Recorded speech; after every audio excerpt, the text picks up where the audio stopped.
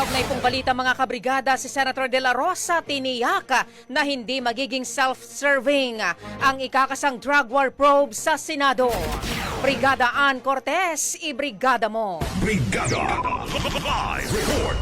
Sinabi ni dating Philippine National Police Chief Senator Ronald Bato de la Rosa na may delikadesa naman siya kung kaya't hindi siya agad nagsagawa ng pagdinig hinggil sa drug war.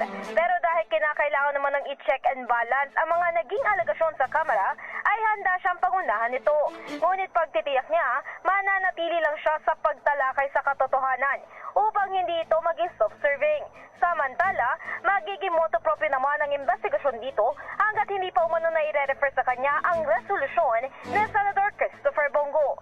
In the heart of changing lives, ito si Brigada Ann Cortez ng 105.1 Brigada News FM Manila, the Music News of 14. Brigada Balita Nationwide.